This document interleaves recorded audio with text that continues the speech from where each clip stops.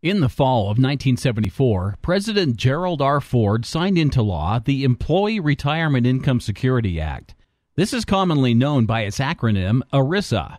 ERISA established some minimum standards for pension plans in private industry. In short, it outlined important disclosure rules and standards of conduct for planned fiduciaries. A few short years later, in 1978, Congress introduced a provision in a specific section of the Internal Revenue Code that offered taxpayers breaks on deferred income. The section of the code was 401k. Interestingly enough, it was 2 years later that a benefits consultant realized that the code could be used to create an easy and tax-friendly vehicle for employees to save for retirement. The consultant introduced it to one of his clients, who promptly passed at the idea. But the 401k was truly born that day and has grown in popularity from that point forward. In fact, many would agree that the 401k was a catalyst for the stock market boom of the 80s and 90s. The birth of the 401k was truly a significant milestone in American history. It marked the steady demise of the traditional defined benefit pension. Business owners loved the idea of having their employees contribute for their own retirement. It took much of the financial pressure off them to provide a retirement benefit and transferred it to their employees. In fact, during the 30 years from 1979 to 2009, the Employee Benefit Research Institute estimates that the percentage of private sector workers covered by traditional defined benefit plans has dropped from 62% to 7% of total. Meanwhile, the percentage of workers covered by a defined contribution plan, such as a 401k, has increased from 16% to 67% during that same time frame. It's only logical for the owners of companies to want a less risky option for their company. Yet many of these 401k plan sponsors fail to adequately take into consideration the risks associated with implementing a 401k for their company.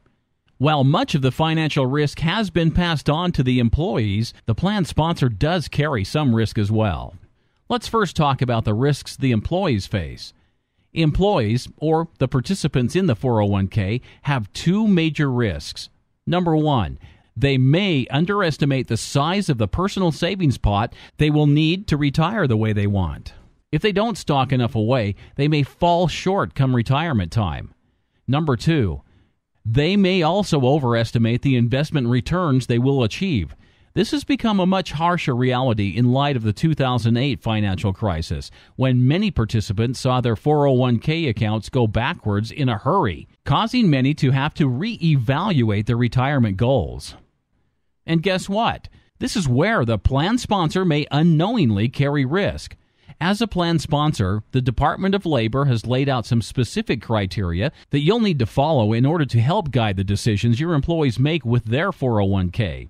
Believe it or not, you may be carrying more risk and liability than you think.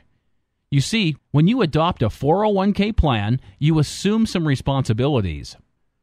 You'll have to begin filing a Form 5500 with your tax return. It's important that you remain in compliance when filing this important tax document. You'll have to stay up to date on new laws, such as the Pension Protection Act, as well as making sure you adhere to the ERISA regulations rules set forth by the Department of Labor. For example, Rule 404C lays out specific action steps for you to take in order to reduce personal liability. Other rules, such as 408B2 and 404A, incorporate fee disclosure requirements.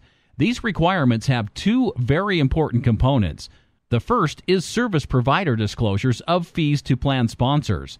The second is plan sponsor disclosure to plan participants. Failure to comply with these rules may result in serious penalties and/or personal liability to you as the plan sponsor. Another important item to consider is whether to outsource some of your fiduciary duties. Think of it like this. You have a group of employees who are suddenly unhappy with what has been happening in their 401k plan. If you, the sponsor of the plan, failed to handle your plan properly, you may be vulnerable to an employee lawsuit. Hiring prudent experts to help you with some of your fiduciary functions may help.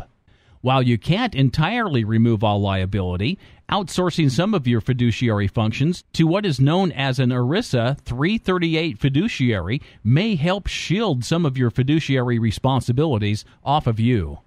So, what are some other steps to reduce the risk that you face as a plan sponsor? Number 1, benchmark your plan. We advise you to have an independent third party do this for you. It will compare the fees associated with your plan against the fees with other plans of similar scope and size. It's recommended to do this annually.